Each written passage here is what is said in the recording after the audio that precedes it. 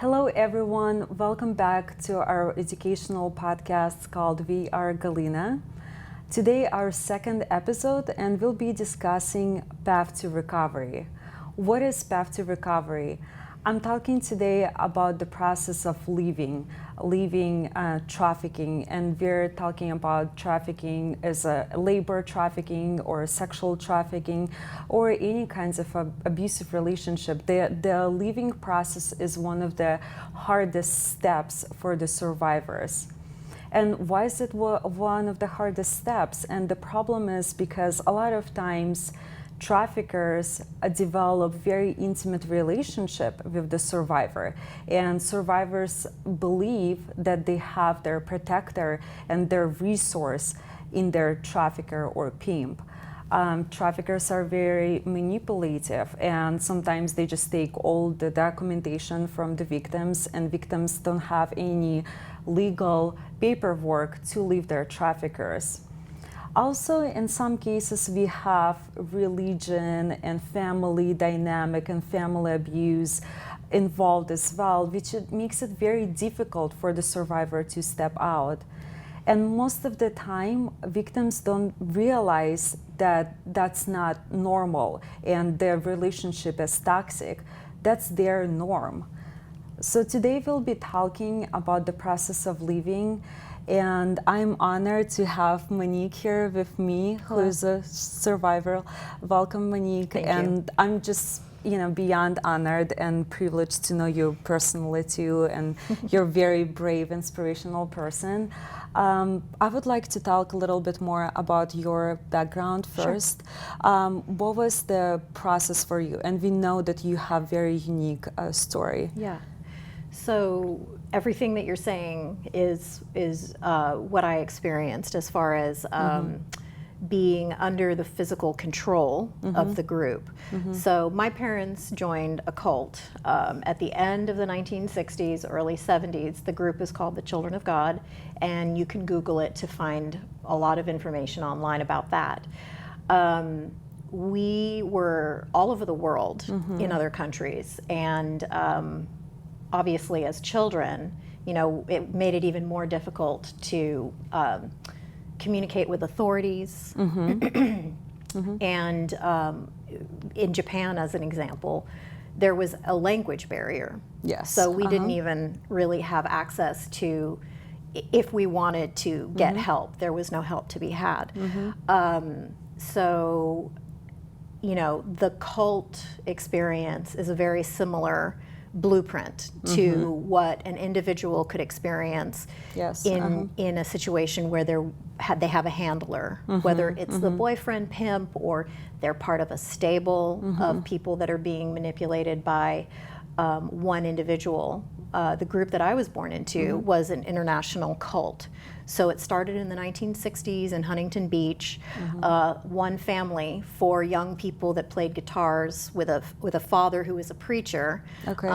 They were very charismatic, and they would love bomb right on the beach, picking up all these kids that were tripping on acid. And they took them in and sat them down and gave them a sandwich and maybe held them for 12 hours, 24 hours, or whatever, as they're coming off the drugs, filling them with all of this information. Yes. So at the beginning of the group, I would say that the first message that people received was very mainstream Christianity. Okay. And you didn't actually get the deeper, darker messages until you had shown loyalty over the course of probably 6 months to a year worth of time. And then there was deeper and darker information that was offered. Okay. And as the group progressed as well, I feel like there was constant what we call revolutions, what they called rather revolutions, where there was always something new that was happening. So it was almost like you were always on your toes and being held to this new standard. Oh, you better stay close, stay in God's will, because if you leave, this is what they would tell our parents, obviously, not me. If you leave, then you're out of God's will. So we grew up with what I would call an inferiority-superiority complex. We were begging on the streets. panhandling, asking for money, witnessing with a very simple salvation message, or talking about the end of the world. So we felt like, you know, there was a reward for us after we died and went to heaven. Yes. So it wasn't about, and the inferiority complex was, or rather, the superiority complex was feeling like we were special and elite. And so that the brainwashing that happened was not so much, well, we were physically in other countries, but it was more the mental boundaries that were created. There was a massive fear. So what did you believe in? Like if you'll step out from the cult, what would have happened to you? And would you say that you believe that you're truly serving God by doing this work? Oh, 100%. Okay. And like you said, you will be rewarded afterwards. Exactly. Okay. So when I actually left the group, I believed there was a very strong chance that God was going to strike me dead. Oh, wow. Also, we were told that Jesus was coming back in our lifetime. So I wasn't supposed to live past the age of 16. Oh, wow. Okay. Yeah. Okay. So God was coming back, and so we were constantly in this hurry up and do the very last bit, prepare. Yes, You know, we were preppers. We were like ready for the end of the world. So yeah, there was 100% of fear that if you leave, that God is going to strike you dead.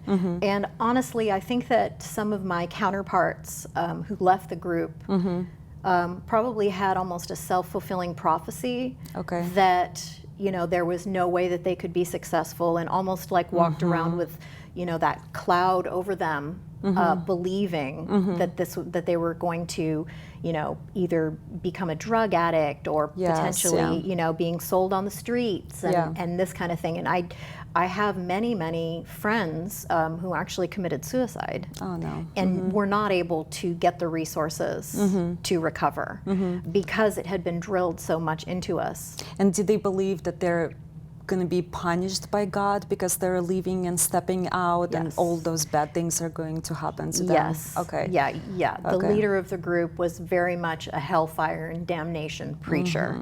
It was about the lake of fire and eternal, you know, eternal rewards for evil. Yes. Okay. And so you mentioned this, that we'll just go a little bit back. So what made you step out? Like how like, you know, did you realize that this is not norm and I don't want to stay here? Like what made you to step out and see like the other side? Were you scared to leave the cult? So there, like I said, there were many revolutions, and a few of those revolutions required our parents to return to birth families, to blood relatives, and many times the reason for the return was to try to get money out of them. But in one of those returns to the world, my mother began waitressing. My dad went to work in an architectural firm as a draft artist. And so for brief moments there, I went into public school. And so some of my counterparts were born overseas and never experienced their home country, but I did. So I think that those little moments of dipping into the real world kind of gave me that perspective that there was another world out there. Okay. So that was the first thing. And how old were you? The first time I went to public school, I think I was 5. So it was like kindergarten. Okay, so you remember a little bit. Yeah. Yes. And then the second time, I was in Texas, and I think I was maybe in 1st or 2nd grade. Okay. So just even like it was like a 3 to 6 month period, maybe not even 6 months. Oh, wow. But that kind of gave me that perspective. And then we went overseas, and like we were talking about with the Victor programs for bad kids, all of that happened in other countries. And that's where, you know, in Japan, I was able to beg on the streets. Some days I would make $500 to $1,000 asking for money on the streets. And but when I came back to the States at 16, 17 years old, I was close to blood family physically. And then I got pregnant by a boy who was also labeled one of the bad kids. Oh, okay. So for the entire time that I was pregnant, we were trying to figure out how we could change the reality that we were in to make it better for our your child baby. that was coming.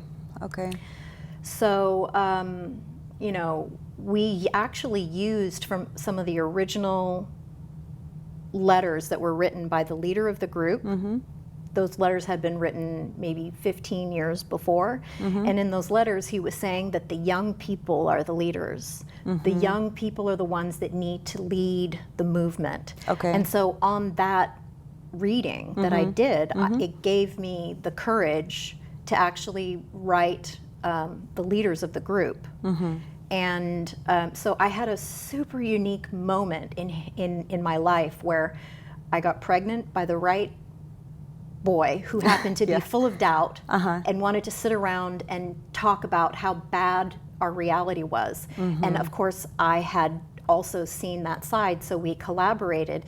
If I had gotten pregnant by someone who was 100% mentally in the group and didn't want to doubt, I could have 5, 6, 7, I have friends that have 8 children. Oh, wow. Right now. Yes, yeah. So I was living in the leadership home, and we wrote a letter to the leadership and said, we want to become a legitimate nonprofit. We want to really do good. And they had already started nonprofits, or they got the idea from what we said, because literally within a short period of time, these entities came into existence that are still in existence today, nonprofits that are fronts for the group.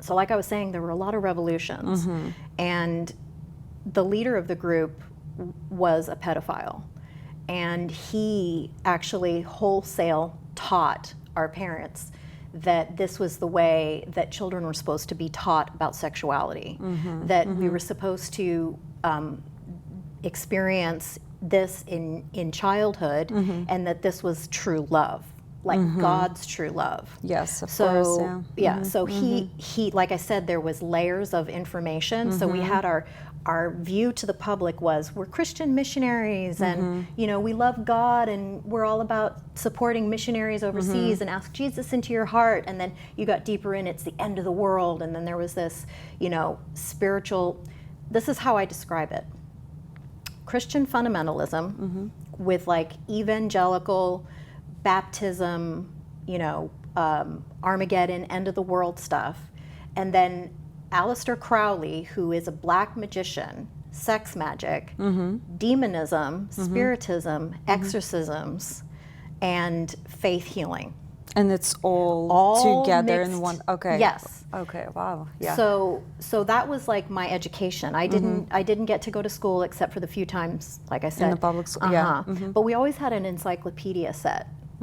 So I would start at A and hide it in the closet and just go through and just read all the encyclopedias that I could find to just try to get information. Yes. Yeah. But so I left the group by invitation, because I had invitation from the leadership. They were like, you need to leave. Okay. Because our ideas were very scary to them, because they knew that if the young people started taking power and said, we're going to change the direction, that they would have lost control. So maybe they saw a threat on you, and they 100% decided, a threat. It's better to let them go. Yeah. But they always earmarked the children and the adults too who had leadership potential, and made us examples, and made us be the bad kids with the dunce cap. And one of the favorite things that they did to me in my teenage years in Japan was what was called public exposure, where you get to sit at the front of the room, and the leader with 200-300 people in the room will give you, you have disobeyed God, you're out of God's will, you have demons all around you, and like you better get right with God, or you're gonna get smote. You're gonna be. God is gonna smite you down. You know. Oh, that's terrifying. It was terrifying and humiliating. Yes. Yeah. Absolutely. Yep. So going back again to the process of leaving. So did you leave with your boyfriend, with this boy? How was because I know like it's like stepping into a new world, right? Where you don't know anything. Yeah. How was the process for you? You know, was your boyfriend there? Did you get any support? Were there any resources? How did you adapt?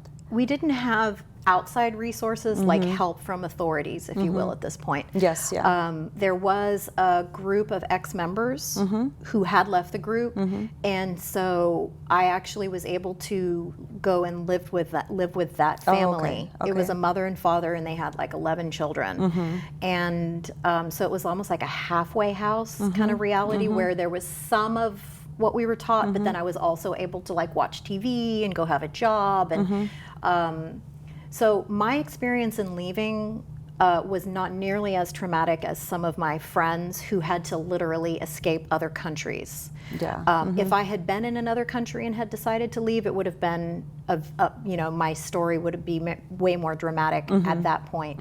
But when I went to my first well woman's appointment and I was telling her my story, the nurse, and she's taking notes, she stopped and she's like, "You have dealt with some extreme trauma."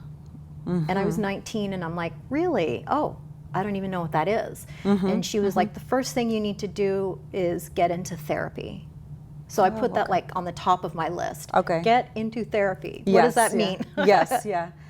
And so she connected you with She therapy, didn't actually or, connect me, okay, or but she resources? just told me that that's what Okay. I needed to do. Okay. I ended up going, got my GED, and then moved into a community college and was able to access mental health through the psychology department that the community college was connected Yes. to the university. Yeah, and I know just a little bit from your story that we spoke previously with you that you didn't realize, right, Yeah. that you were in this cult and like what really was happening to Right. you until Right. Until, okay. like, when- the yeah. term human trafficking? Yes, Yes. yeah. Okay.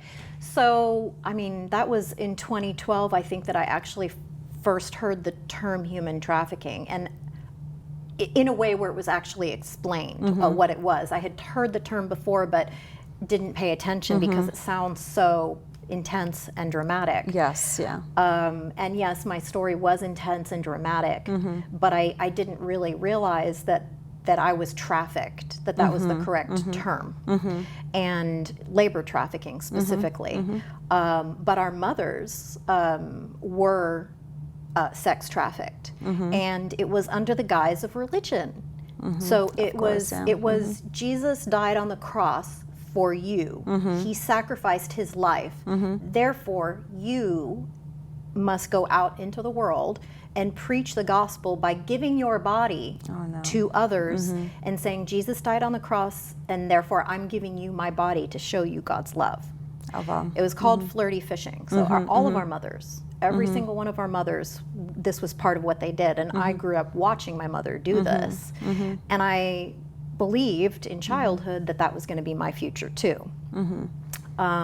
But yeah, it was 2012. I was sitting. So just 8 years ago. That's not even that Not a long time ago, Yes, yeah. And so I was sitting, a friend had invited me to come to her church to listen. And I was sitting there and they start talking about it and I'm like, ooh, So that's me. but it's very interesting. You heard term human trafficking at church. Yeah, Okay. yeah. Yeah. There seems to be a large movement in Right now, yeah. mainstream Christian churches to focus on human trafficking, which I think is very important. In fact, I had an opportunity to sit down with a pastor's wife who is active. She has a ministry where she goes into strip clubs and talks to women who are working Yes, in that yeah, environment. And my suggestion to her was, well, bring it to your church. Like maybe it's time to have preventative conversations yeah. in Sunday school with the youth Yes. yeah, about yeah. the blueprint of what gaslighting and manipulation and mind control and brainwashing looks like, because we're not taught what personal boundaries are Yes, for distance and absolutely. space or emotional intelligence. Like when somebody is flipping things around, you know, those things are really important to teach people prevention, because if my parents had a deeper sense of that, then maybe they wouldn't have joined a cult. Of Yes, course, yeah. you know, then I wouldn't have been born and be who I am right Yeah, now. yeah. But, you know, prevention is very important. And so I don't know that she'll actually do something with that, but I think that those kind of things need to be taught. Yeah, and I think I agree. I do see a little bit of movement too. The church that I'm attending and other churches, they actually last Sunday we spoke about human trafficking and helping survivors and being open where we're not asking them to commit to any religion, but just being open and provide the resources. Yes, 100%. Yes. Yeah. So hopefully we go that direction and we see the change. Yeah. So Monique, I know that after Escape, and I know a little bit of work that you're doing, and I know you literally devoted your life to advocate for the survivors, correct? Yes. And I know that you're also not co-founder, but founder of Victory Garden Sanctuary. And can you tell us a little bit more what it is? And what's your vision? Yeah. Sure. So Victory Garden Sanctuary is a nonprofit. We got our status in 2018. Okay. 2019 was really the first year that we started talking to the public. And right now we're working in San Diego with a collective of for-profit and nonprofit entities that are survivor-led. And we're providing resources to women that reach out to us and using the resources that are in place right now for needs assessment and finding places for them to go immediately if they're on the streets and ready to get help right away. And that's been definitely a learning curve and a learning process. But the goal of Victory Garden Sanctuary is to basically follow what I would say my path to healing has been, where there is a therapy program, not just a therapy program, but multiple modalities that are offered at the same time, as well as a business program. Because I think that a lot of what's available right now is short term. Yes. Yeah. It's therapy for now. It doesn't necessarily support long-term success. And so the recidivism rate, that's the term for returning to the life, is very high because after they go through these programs, maybe there aren't long-term support systems. And like we were talking about earlier, the most important resource is financial. Yes. Yeah. Because if a woman doesn't have a way, she hasn't gained the skill set that she can use in another capacity, she's going to go to what she knows. Yes, because where else is she going to go, and there's no resources for her available. Yes. Yes. Yeah. And so the bleed over, like we said, is that domestic violence is a stepping stone into being sex trafficked. And so resources for women that are being held in domestic abuse need to be the same for women that are coming out of the life. They need to be able to create financial stability.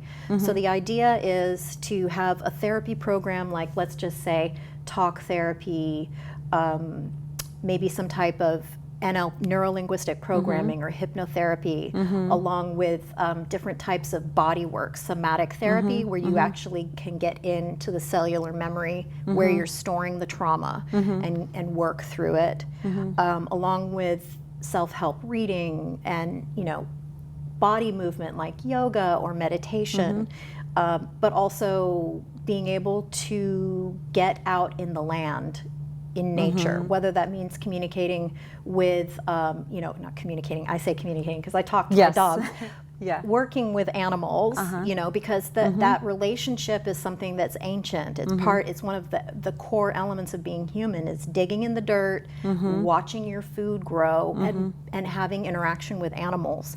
And those kind of things can be very healing. Yes, I really like how you explain, and I would like you to explain what it means for you, the title, Victory Garden Sanctuary. I really like, the meaning. Sure. Yes, if you can just tell us too. Sure.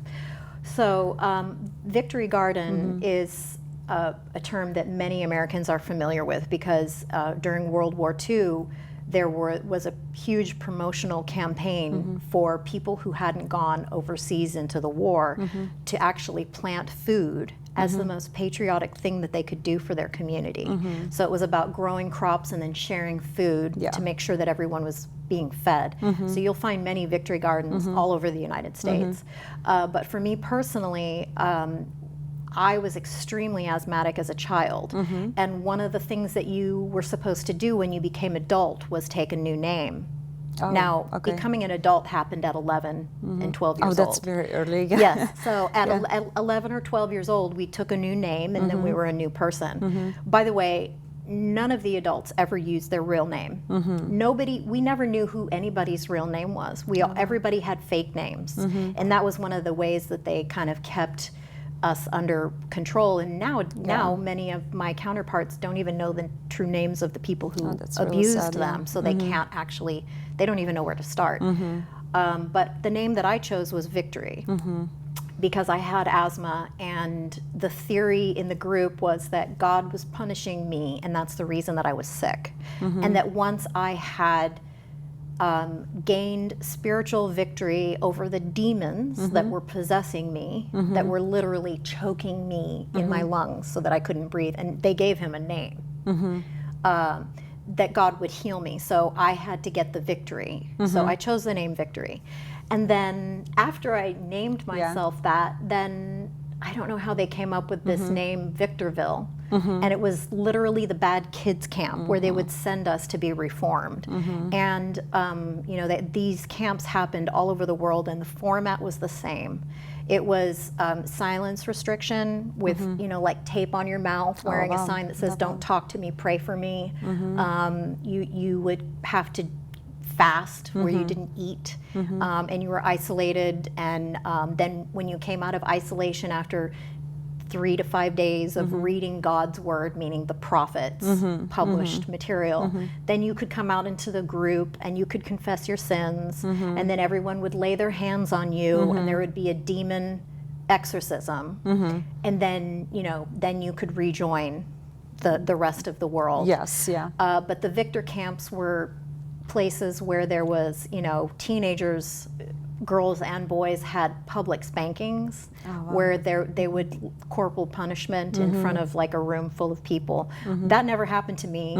I came very close. I was within 2 demerits. There was a chart, and you could see like when you get this many, then you get a public spanking. Yeah. So one of the adults at Victorville was like, "Go chalk up your demerit." And I walked up there crying, and nobody was in the room, and one of the other adult women came and she wiped it away. Oh, okay. So and you she were like able, winked at me, and I was like, "Ooh, I would never do that." Like, Yes, but she did. She was an adult, so Okay. so I came that close to having that happen. So yeah, Victory Garden Sanctuary is, first of all, for the concept of bringing our guests in connection with nature and really understanding the process of how nature works, the healing process. So you take a seed, you plant it in the ground, and it goes dark. You don't see it anymore. You have to water it anyways. You have to take care of it. And first it goes down. It grows roots and it goes down. You still don't see anything above the surface. And I feel like that's the same process for recovery. You have to, first of all, believe that you can heal. Yes. And then you have to let those just create like a foundation. For me, that foundation was multiple healing modalities at the same time. It was reading, self-help, talk therapy. It was, yoga, meditation, and also focusing on money and trying to build resource and financial at the same. So those are the roots, right? And then the plant, finally one little leaf will break through. You have that breakthrough moment. And I had an epiphany like that, where my body communicated back to me after setting everything up very carefully, like, I love my body, I love myself, I'm going to heal, I believe that I can. Then finally I had this moment of like, aha, right? And then so it's a tender young plant, and then eventually it grows stronger, and then you start to see the flower, and then it turns into a baby fruit, and then eventually, it's big enough you can cut it off and you can eat it. So I think that whole physical process, which is huge part of what our ancestors had, is really important. It's an important metaphor for the healing process.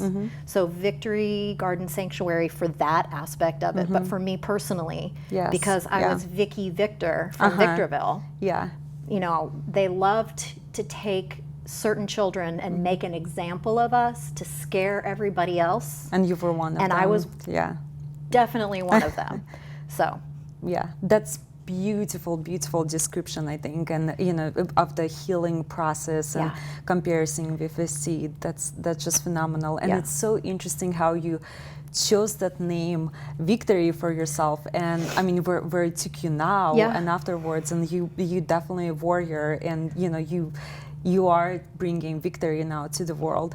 Now, can you tell us how we can find the resources? And I know there's a site available, right? Okay. Yeah, so the website is victorygardensanctuary.org, and all of our social media and everything is listed on the website, it's easy to find us there, and I've got a contact form. But right now, the focus is there's a few different focuses. The first one is finding mental health care professionals that are interested in building the advisory board to develop the program and curriculum for therapy. The other side is beds, housing. Yes.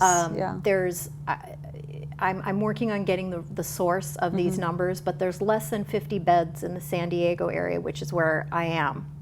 And the need is way more than that. Yes, yeah. So creating a physical space that can provide the therapy.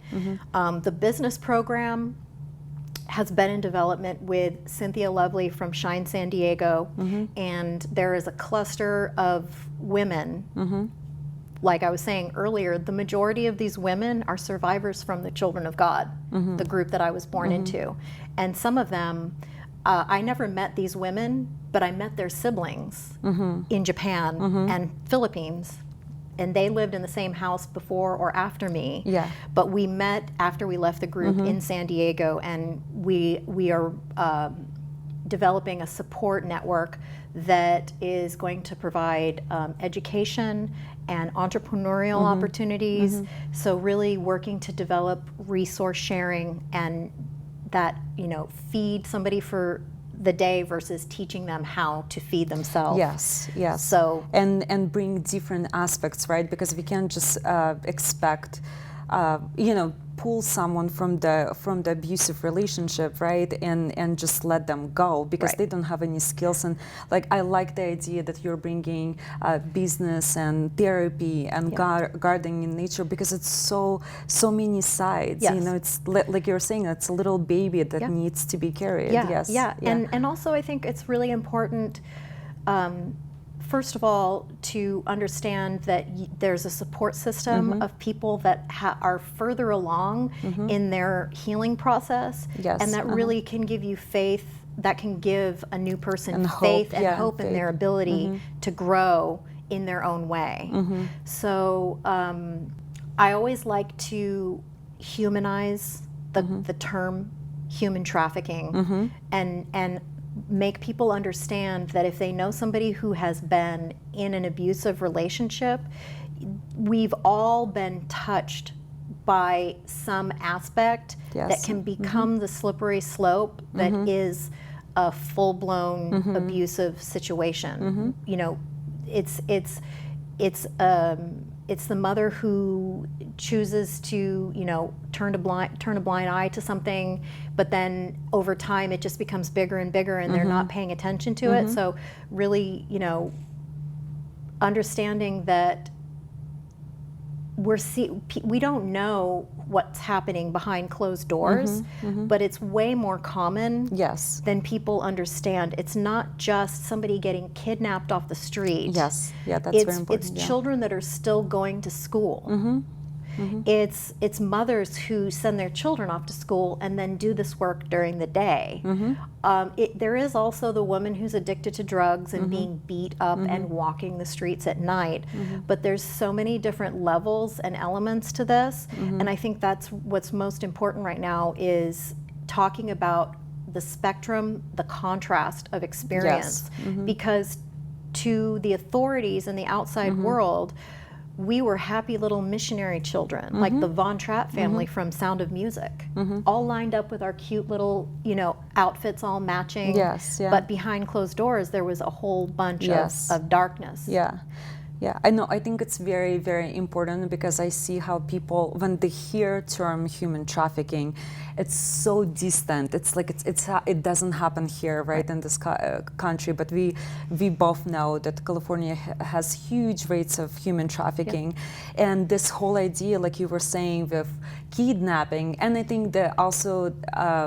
This is because of the media and the filming production, how they introduced us to trafficking. So I think it's very important point to understand that it's not over there; it's actually here, right here in our houses. And I think that's the piece that, like Victory Garden Sanctuary is focused on helping create resources for people who are coming out of this. The other side that is just as important is the prevention. Yes. And creating programs and platforms for children and young people to understand, boys and girls, both, right? Because this is not just a problem that is impacting women, it's impacting men as well.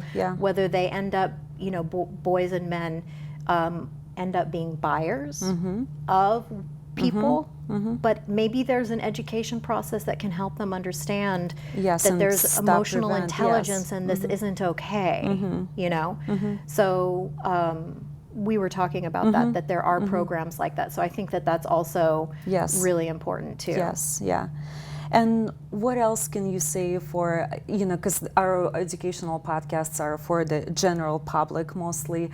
What else can we say about trafficking? How can we involve public more, I guess, in this process? Well, I think what you're doing is amazing. This is an awesome platform to begin to communicate with the public and allow for people to understand how close it can be. Yes. I love that the healthcare sector is beginning to focus on trauma-informed care, which means the correct term, because I know when people hear trauma-informed, they think physical injury. We're not talking about physical injury. Right. Well, it can be physical injury, but yes, there can be the mental aspects as well.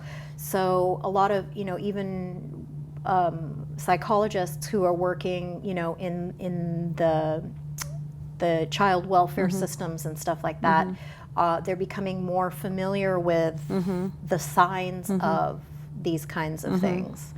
I had a few opportunities while I was in the States before we went overseas to interact with healthcare providers, and they missed all the signs.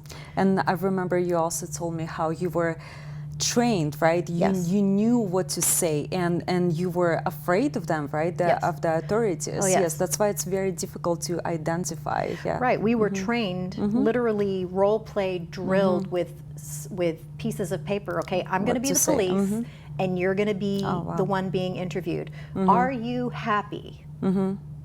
Yes, I'm very happy. Yes. Oh, my life is wonderful. So we were literally like, it was drilled into us, and then they would tell us, okay, so we're going to have a test in a few weeks, get ready. And then it would be, we're dead asleep in the middle of the night, and they come in, like kick the doors open with ski masks on and like shine lights in our like face. It's law enforcement maybe or something. Like it's law enforcement to make us afraid. Sit us down with big light on us like we're getting interrogated, and then we would get graded at the end on how well we did in our interview. Oh wow! I think it's very important for us to hear this so we can understand why it's so difficult to identify the victims. Because when I was still in the group, in those times when I had an opportunity to communicate with authorities, the term "stand up for Jesus" was what was used. I had the opportunity to stand up for Jesus and speak to the authorities and protect the group and not be a security breach. In fact, protect, like you were saying. So you were like a hero, right? I was, and we were considered, to be, there was the shiners who was like glorified, right? And then the shamers, like the victors. So we, you got put into different camps depending on how you behaved and what you did. But, Monica, I just want to say that you are a hero and you are a warrior, and for the work that we're doing, that you're doing, and with your website and the goal to help survivors to transition, right, into the normal world. Yes. And I really, really appreciate you being here today, and I appreciate you sharing the story with you and your experience.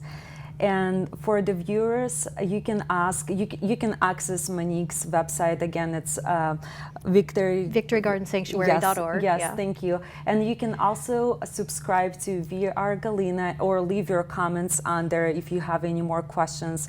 You can also send me more questions to our email, which is production.cda@gmail.com. Please be free. I want to know what questions you have and what else we can answer for you. Thank you so much for watching us today, and I will see you next time.